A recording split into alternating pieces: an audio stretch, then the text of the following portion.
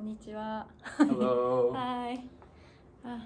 Could you introduce? Yeah, what's up everyone? My name is Lightfoot. I'm a beat maker, producer, educator out of Boston, Massachusetts. Been making beats for a long time and been using 404 in many different versions for a long time. And I'm happy to be here. It's just a great little moment to be connecting at Berklee College of Music. So yeah, absolutely. ありがとうございます。私たちは今、バークリーユニバーシティ、ボストンにあるバークリーユニバーシティの教室にいてます。で、彼はライトフットさんです。ここでローランドの SP-404 マーク2のレッスン、ティーチングレッスン、はい、やっています。はい。今から少し質問たくさんのこと質問したいと思います。よろしくお願いします。はい。Yeah, and when did you get started like teaching about SP-404? SP-404? Yeah.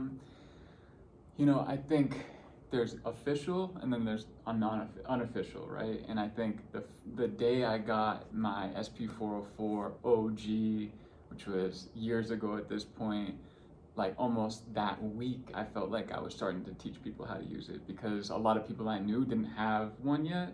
And so everybody wanted to get their hands on it. So I was just kind of just naturally teaching people how to use this really dope machine. And I think I started doing more videos for like Instagram and Twitter, also kind of showcasing like my techniques and what I was doing with it. And then, you know, slowly but surely, I run a nonprofit where we teach young people how to make music, hip hop music. So I started bringing that in, and they were teaching. Started teaching a few students how to use that, and then I started working here at Berklee, and we have a wonderful department chair who is totally open for sort of collaborations with Roland, and I had a really close connection with Matt and Shirato and that whole wonderful team at Roland, and they gave us a bunch of Mark IIs, 404 Mark IIs. And so now I sort of have the privilege of building up a curriculum for Berklee to start supporting 404 in the classroom, and I'm super psyched about it. How is student people? Are they exciting like learning like SP-404? I think a new one, I think like the beautiful thing about this is like you can't not have fun with it. It's just like always like just immediately you can have fun with it. So we taught the only workshop that we've taught here with the 404 was this summer, teaching high schoolers, actually not even college students but high schoolers how to use this. We had an hour and 50 minutes to teach them how to get in here, use it, and make music. And it's intuitive. This is such an intuitive box, but it's like intuitive to them too. And by the end of the session, they all had like 2 or 3 beats, and they were super dope, and they were performing them and like, you know, doing like DJ effects loops and like all sorts of like cool things, and like everybody who was there, we could all sort of feel like it was like palpable, like it was just the energy was amazing. So I think it's really easy to get hands-on with this, and like the students that I've been teaching are always come super excited, even if they feel a little weary and like they've never used, a lot of them have never used hardware before, right? A lot of computers and stuff. So young people. Young people, exactly. Like high schoolers, right? And even some college students have never used hardware. So I think like this unit is a really accessible way of like interacting with it, and then I feel like working with hardware, for anybody who hasn't worked with hardware, it's so rewarding, right? Being able to like make music like in a box in front of you. So yeah, it was special to say the least. So so a lot of excitement there. How often you teaching like how often you have teaching like class? Like a 404 class? I would say at least I'm teaching at least 1 workshop a month. And then I'm teaching like individually friends or, you know, private students, like probably once a week, maybe twice a week, sometimes more, sometimes less, and excited to like hopefully have this be something that we're teaching here. So then it becomes way more consistent. But yeah. Oh yeah, so amazing. Yeah. Yeah. Also like yeah, we really know like when did you get started making beats? Also like you sometimes have a live show also too. Yeah. Please, So I started making beats. I'm 36 now. Started making beats when I was in middle school. So 2003, 2002, around there. So I've been making beats for a while.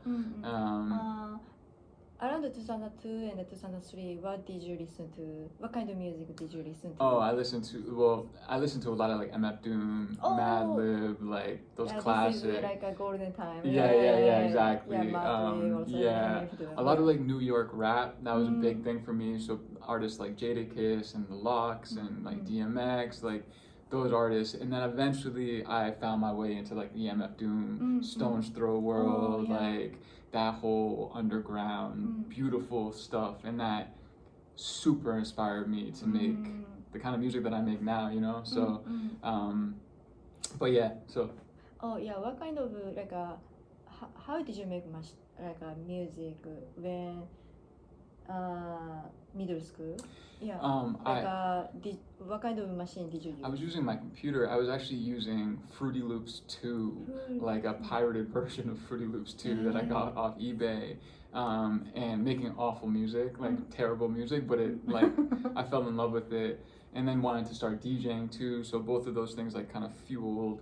DJ for the vinyl? Or? Vinyl, exactly. And I was also not great at that. And now I DJ like CDJs and stuff, but still not great at vinyl. But it inspired me to like fall in love with music, fall in love with sampling, fall in love with like digging for records, because it was sort of like both of these things at the same time, but almost all computer based. And then when I graduated from high school, like 2000, this is like 2006, 2006 to 2008, 2007, I was sort of like starting to dabble in playing my music live, still making music on a computer, and then I started getting more and more hip to people like DiBiase and Low End Theory and the 404 movements, and eventually got my around hand. like 2007, 8, 9. Yes, exactly.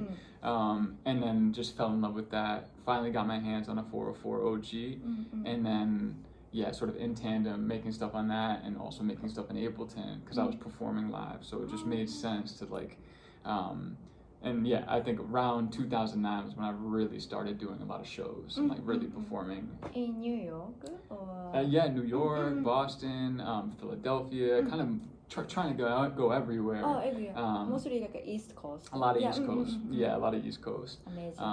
I just performed on the West Coast. I just went on tour on the West Coast for the first time in my life this past spring, and that was beautiful. Like that. Palm Springs? Last spring. But like California, Bay Area, like all around. It was. They are really great beat music scene also. Amazing. Bay Area also. We got to connect with DiBiase while we were out there, and that was super special.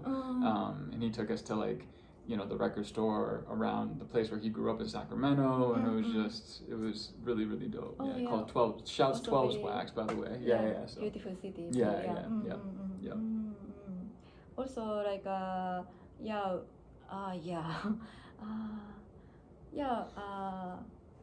what do you think before like a Mark II, also after Mark II? Did your mind like changing? Say that one more time. I'm sorry. Oh, so sorry. No, you're good. Did you change your life after before Mark II and after Mark II? When you get Mark II.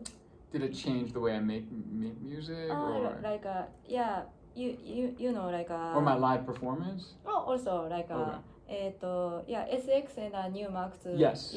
Sounds really different. Yes. Could you talk about that? Got you.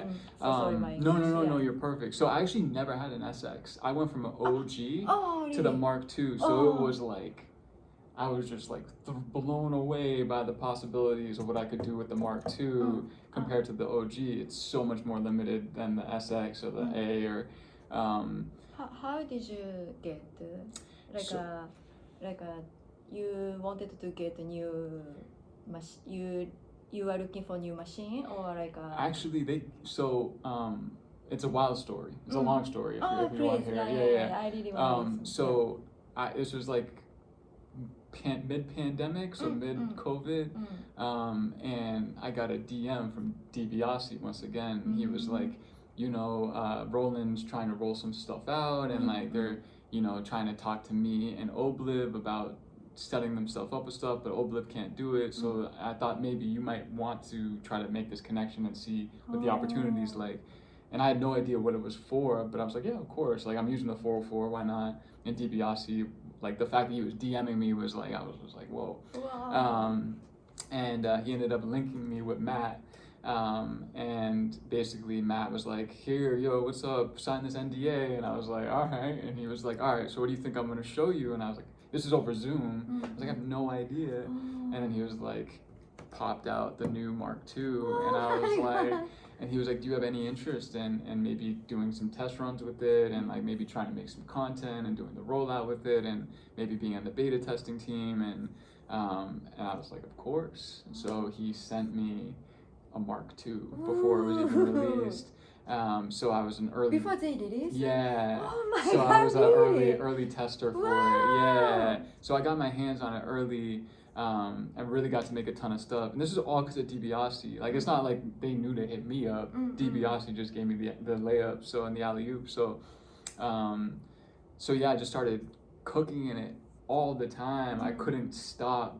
I was also using, I don't know if you're familiar with a thing called Koala app. Do you know that? Yeah, so I was using that a lot because that came out before this. But the workflows are identical, in my opinion. Like, they are the same. So being able to come from the Koala, already using the OG, and then get the Mark II, it felt like I was able to do everything on the Mark II, everything on the Koala, and be able to do it right here in this box. So it felt so seamless to me. But it was weird because when I was first making stuff on here, they were still working out the bugs. So there'd be all sorts of things that would be, there was no real manual for it. There was like, you were just sort of like, figure it out and figure out what works, figure out what doesn't work. And then like every like month there'd be a whole new change. It would just be a completely, because they would just update the firmware and it would just be different. So it was this really weird, like trying to balance of like this brand new gear, learning something, and then kind of having it change a little bit. I think for me, the flexibility that I got from this, like tonal wise, like having like 4 buses of different effects that I can throw on my music and resample and resample and resample, that's ideal for me. With that said, the texture and the feel and almost like, I want to say like the organic quality of the OG 404, nothing beats it. So what I found myself doing forever was just having this and then running it through my OG 404 just for like a little bit extra texture, and it was perfect. It was just a good, like, I've since gifted my OG 404 to like one of my favorite producers who lives in New Jersey, because I was like, you need to get your hands on one of these and play with it. But it just, like, the amount of possibilities coming from the OG to this was just, it was like a totally different machine. And it got me really excited and got me inspired. And you know, I like in tandem, like with me testing this, I was testing this alongside DiBiase and Ski Beats and like all these other like incredible producers that I look up to, and I was just sort of like, how did I get here, right? Why am I the one who they decided to like let do this? And it's been love since. They've just really let me do a bunch of stuff for them and really let me like have this as like a, you know, like a cornerstone of my production piece. And like I tour with a lot of other acts from Boston, and I work with a lot of like beat makers in Boston, and this is what we all have now, right? Like everybody has a Mark II. It's wild. And I'm not sure I've seen that be the case before, like hardware wise, like everybody having the Mark II, right? I've seen like some person has the OG, some person has the SX, some person has like an Electron, you know, like all these different, yeah. But now it feels like everybody's just tapped into this, right? Even if they have all these other things going into it. So it just feels like a beautiful sort of like, I don't say final destination because I think they're gonna keep working, figure out what comes after this. But certainly for now, it's super powerful, and it's been a great sort of like piece for me to build my setup around. You know what I'm saying? So, yeah. Amazing. So amazing story. Yeah. So wild experience. But yeah. So I wish I could say I wanted to buy it 404, but they just gifted it to me. So yeah, it was beautiful. Yeah. Also, like you how you using like Mark II for the live set? Only just this one, or like sometimes like put on like other like equipment too? Yeah. Typically, I mean, it depends. It depends on like. Depends on maybe the scope of the show and how lazy I'm feeling, right? Like if I'm going on tour to LA or West Coast, like I was saying, I was just rocking this. One, because it's convenient, I can just put it in my bag, but two, like a little bit, it's like the culture of beat making and the beat scene. It's like not doing too much, just like, you know, Raj G, we were just talking about that, and like DiBiase and Mind Design, and you know, like all these early sort of like beat scene performances just gravitated around just the 404 and manipulating that stuff. And to me, that's like what I feel like I stay true to that when I just bring this to a show. But if I'm doing something that feels like, you know, if I'm performing at a venue of like 500 plus people and like I need to do a little bit more than just play on this, yeah, I'll probably run like Ableton through it and like run some instruments through it and do some like live looping in it and kind of make it a little bit more than just sort of like cycling through sequences and affecting things. I'm not like a finger drummer like that or anything like that, so I can't do I can't do cool stuff. But I can just, you know, I'll play my beats, I'll sequence them, I'll do a lot of effects and sort of like, I just love it though, you know. I think everyone want to know like how to like how to play good live set. More like a cool, also like a more exciting live set. Do you have some like a recommendation, like a style or like a effect? Like a if you have like I got a bunch actually, but I'll keep it to 2 or 3. You don't need to say everything. This is okay, like a couple secrets. If you have, So I'll say one philosophical thing and then one technical thing. Okay, philosophical thing is if you want to like up your live set, make a really good live set. This is an obvious thing, but I feel like people don't think about this enough. Put on music that's new and interesting to you. So like make maybe a beat or two the day leading up to your show, so you have a couple new songs that you get to play that will make you excited. Because like if you can get excited while you're performing, that can carry you. Even if your set is simplistic, like they're gonna feel that excitement. So having a couple little songs that are very recent and not things that you played 1,000 times can be super helpful. And just having a good set of songs that you can sort of move through and sort of like cycle through depending on the crowd. It's like DJing. You gotta feel the crowd a little bit. You can't just have these like very like sterile sets that need to be sort of adaptive. So that's my philosophical one. Maybe a little bit technical. Put on a few new songs. Some new songs, make some new music. Really, that's what it is. You very exciting yourself, also like a listener, also like a get excited. Pretty much in whatever way that works for you. And then my favorite thing to do, people love the DJ FX looper, like that's like the classic.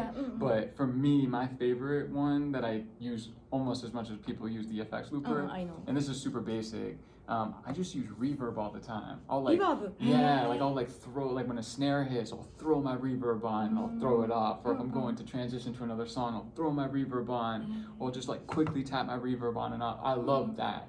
Also like how is reverb? Where's the reverb? Like time and I just want to know time. So like I'll go. I'll typically, so something that I do a lot is I'll go. Almost use that like as my cool. tool, and then keeping, I can go, whatever, you can mess with the level. I actually love Hall. I don't typically move off of Hall. Hall 1, Hall 2 is all right, and like I don't love this. I don't love Room.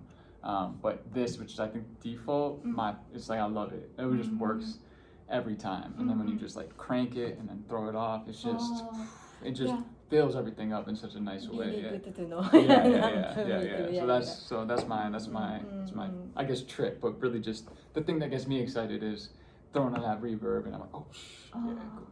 Yeah, all beat maker want to know like everyone how to use like a effect for the live show. Yeah. Every person has like a style. Yeah. But people cannot ask each other, like more like a secret. Yeah. Thank you, show me. Yeah, of course. Yeah, I think just like letting it like end of the day, this concept works for any of these as long as you can like make this feel like it's not like, I think the most important thing is like, and I know I don't have to tell you this, but maybe I'm just telling everybody this, is like the process of like, I'm pressing this button, I'm pressing this button, I'm pressing this button, and then I'm doing something. It's not that creative when you can separate yourself from that process, and instead this becomes just instinctual, right? And then you're like, all right, I'm just through the reverb on, but it becomes almost like that is you playing a solo, that is you playing your instrument, and letting it be like an intuitive piece of like how you're presenting your music, right? Like, I think so much of it is like, how can you ingrain those steps in your brain so it's just instinctual? You're not taking the time to be like, the worst thing is when you see somebody going like this and they're like, or not the worst thing, but and they're like just trying to like cycle through the sound, and I'm like, and that's fine too, but like, I just feel like having that quick, just. Oh yeah. But very smart. Yeah, just like moving through it. But just doing it, you just spend time in it, and then you get there, and Yeah, really exciting. I wanna try. Yeah, absolutely. Are you sometimes like making music by SP? Always, I make like at least, I try to make a beat a day on this. I make like 3 or 4 beats a day, and I try to always have one beat a day done in here. And then other days I'm making like 10 in here. I love it. It's my favorite. I feel like it's really quick. I have a really good workflow for it. And yeah, it allows me to interact with samples and sort of like thinking about drums in a way that gives me a swing that I don't get in Ableton, that I don't get in like Pro Tools or Logic or whatever I'm making music in. Like, I feel like my swing, like what I almost consider now my signature swing, comes from, I don't want to say like errors, but like almost like timing discrepancies that you get from trying to create in this box. So yeah, I'm always making music in here. Also you sampling sometimes? Always, I mean, not always, but yeah, you like 90% of the time. Mostly from vinyl or like drum sampling? I don't do a ton of, no, if I'm being real, drums, I don't do a ton of vinyl sampling for drums. Those are typically like sample packs or like sounds that I've designed, but like the melodic sample parts of it, almost always coming from vinyl. Nice. I love it. I love digging. I love finding, chopping. I do a lot of like, I used to do a lot of YouTube content where like that would be my thing. I would get a vinyl, cop a vinyl, bring it back, cop a record, bring it back, sift through the tracks, and then just try to cook up a video and post it. But to me, it just feels so nice to be able to like just have your turntable plugged in. It's just so easy to do it. So I love it. Absolutely. So amazing. But I'm also like not anti YouTube like samples. Sometimes it's like I'm okay with getting the sample off of YouTube too. But vinyl, I think I spend the most time. Vinyl more exciting. It's a little bit more lifelike, I guess, or like I don't know, has like organic qualities to it. Yeah. Do you have some your favorite record shop in East Coast? That's a great question. I don't know the name of it, but there's this spot in Portland that I was there. Yeah. Have you been to Portland? Once. Okay. Once. Okay. They have a wild beat scene over there too. I don't know if you know that. I think like I know a few people, but Okay. yeah. They have a thing called I'm forgetting the name of it. I can't remember the name of it, but it's incredible. And so I was over there playing with my homies, and then we shopped at this like not even a record store, it's just like a thrift shop, but like they have records in the back. But the record collection was like everything was gold. It was so good, and like really fringe records, but like not trash fringe records, like really good ones. But I don't remember the name of it. So it's okay. So, keep secret. Yeah. But I'm trying to think. There's definitely like one that had. I mean, there's like Cheapo Records, which is a spot in Cambridge. They have like a massive collection. A little expensive, but I've never been let down there.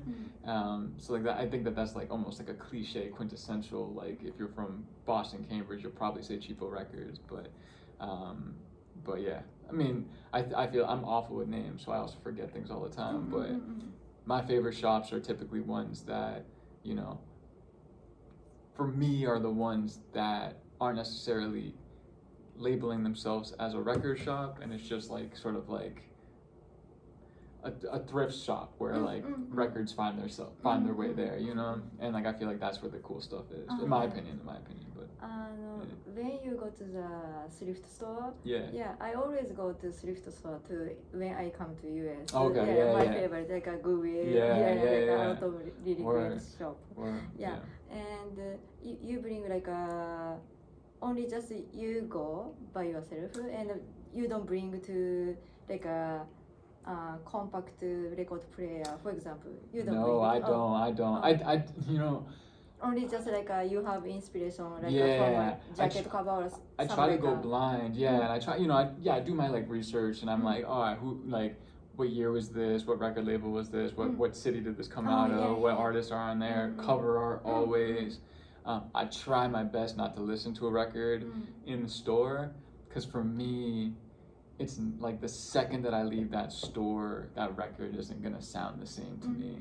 I feel like for me, I have inspiration, like it's like happens right here, and if I move out of that, I lose it. So like I try to like preserve it and push it off to like when I get home. I'm like, I'll listen to the record when I get home, right when I'm making a beat, so that I don't lose that feeling.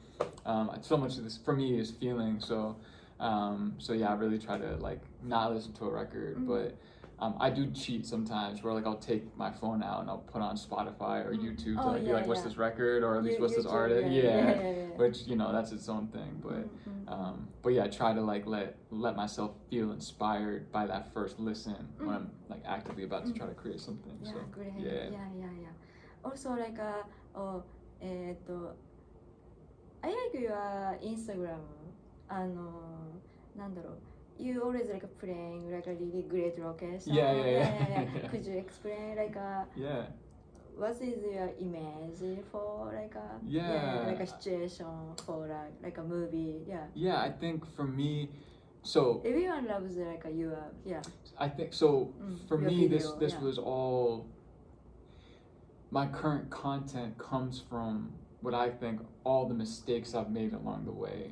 And when I first started making content, I was trying to like pop off as a producer, and part of that was being like, I have to educate people, because that's how I'll get traction for this idea. So I did a lot of like what I would call corny, like a little lame, like tutorials about how to do something, but they were just so overtly that. And then I started like as I grew a little bit older as an artist, and I was like, I hate this. I hate that that's like, it didn't feel natural to me, even though I'm teaching, like that way of teaching didn't feel natural to me. So eventually I found, you know, I was inspired by all the other producers doing similar things as me, like just making beautiful scenic shots and just making music. But what I realized was that there was a way for me to like capture my music making moments in that sort of scenic way, also show people what I was doing, but not have to say anything, just like make music how I make music. For me, I am, you know, I try to like make it interesting, so I'm like always moving my camera around.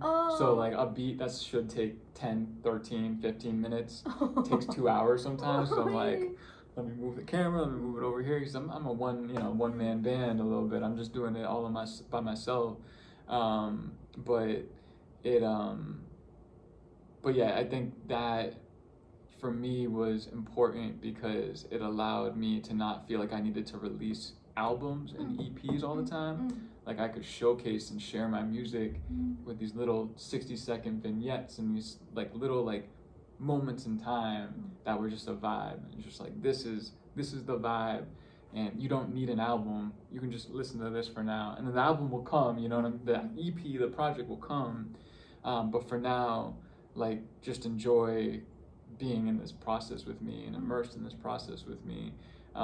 So for me, it's like on a base level, how do I make it look pretty? And then like on a more conceptual level, it's like, how can I make it look pretty, showcase my workflow, and then hopefully be able to inspire and teach somebody that like, this is how I do it, you can do it a similar way, or do it a completely different way. My girlfriend's also a like my fiance, I should say. I'm sorry. I just got engaged recently. But she's a photographer, an amazing photographer. Her dad is an amazing photographer. So it wasn't until I met her, which was 5 years ago, that I really started like being confident and being able to like aesthetically imagine a frame, aesthetically imagine what this video could look like. She's a huge inspiration to me creatively for 1,000 reasons, but huge inspiration visually to what I do, and giving me maybe silent motivation all the time, just like me watching her effortless. This is like I take a lot of effort to do it. She does it effortlessly and does it way better than me, right? So it's a beautiful thing to watch and be around. And I feel like it sort of like helps also like a little bit define the music I'm making sometimes, like being able to like be like, all right, I know the video that this is gonna like sit in, maybe that is gonna like help me feel a little bit more inspired by making this beat in the start. I don't know, things like that. So yeah, your video like include a lot of like a really good taste, you know, like behind like a back. Sometimes everyone like watching, you know, like everyone listen to your music also, but at the same time everyone like looking for like a good like a hint, like a secret point. Yes. Like yeah. So like you gave us like a good more like a new inspiration. Yeah, I try to like have it be, you know, for me, I'm not a person that hides my workflow or my technique or my records. Like I've never been that kind of a person. But I'm also not the kind of person that's like, this is the right way to do it. So I think kind of to your point, like what I really like to do is to like have those moments where like top down, you see me like chopping a sample or whatever. But I'm not being like, this is the technique to look at. I'm more just being like, this is the process. If that like, you catch the technique, you decide if that's a technique that is worth inspiring you, right? Worth feeling like it's something to build with and all that. So like, I try to give it to the audience to be like, is this inspiring? And if not, then like, just enjoy the beat, right? And try to not be too mindful about like what I'm showing and what I'm not showing, and really just try to be like, here's the whole process as best as I can. So I don't know.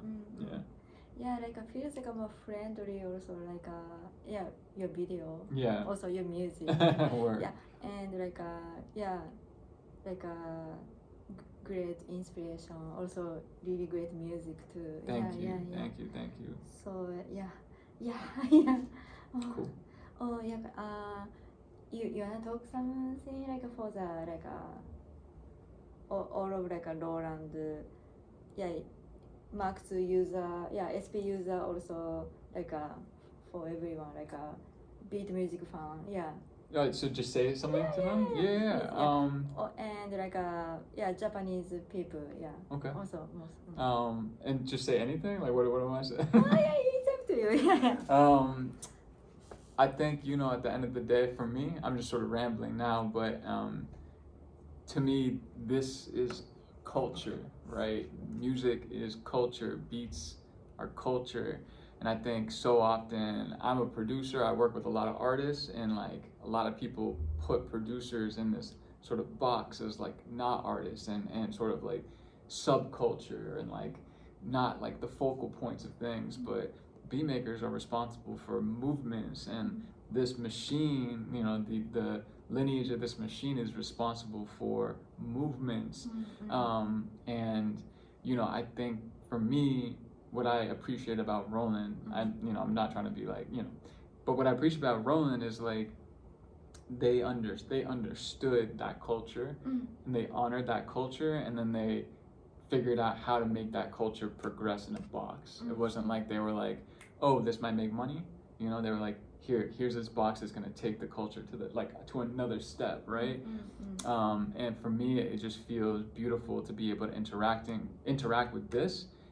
with like people like you, with my younger students, like everybody who is now getting their hands on this, and that every single time a new person gets their hand on this, the next conversation is always, oh, but do you know about low end theory? Do you know about like people like DiBiase? Do you know about Raj G? Do you know about like all the important people who have used the MK, the 404, made music, and you get to do the same thing on the same box. So to me, it feels beautiful to be on this new sort of piece of gear, and just making music in general, honestly, is always a blessing. So it's pretty much what I got. Yeah. Word. Oh. Yeah. Also, could you say like something like for the Japanese beat maker people? For the Japanese beat maker people? Yeah, from you, yeah. Oh, like from me. Message, like. Oh phrase, yeah. Well, I mean, like, y'all inspire me. You know what I'm saying? Like, your whole culture inspires me. Inspires the beat scene, inspires the hip hop scene, inspires the rap scene. I want to come to Japan. Oh, yeah, please. I want to make music. And y'all are responsible for this. You know what I'm saying? Like, without y'all, like, Roland doesn't exist, and this doesn't exist, and also Roland is Japanese company. Exactly. You should So come to Japan. I want to. I like low key hinted at that. I was like, so I'm coming to Japan, right? He was like, yeah, we'll see. But yeah, I would say y'all have beautiful things going there, and I feel like y'all understand movements in such a specific way, and you honor them in such a specific way, and a lot of the times you honor movements that are dying in America, right? That hard to find here. But then I'll see like a YouTube video of like, I don't know, like some record store spinning like just vinyl hip hop beats or soul records. I'm just like, oh yeah, hell yeah, like it does exist. So I feel like y'all are sort of like keeping culture moving in a lot of ways, and keeping it sustained. And so yeah, I don't know, I'm inspired by y'all, and yeah, I hope y'all keep cooking, and I hope we inspire each other and all that stuff. So yeah. お願いします。 Word. Oh yeah, ありがとう。じゃあ thank you so much. Thank you so much. I appreciate you. Yeah, thank you. Yeah. Thank you. Everyone loves your interview also too. Yeah. Thank Yeah, you so yeah, much. thank I really you. appreciate. Thank y'all. Yeah. Appreciate you. Bye. Okay. ありがとう。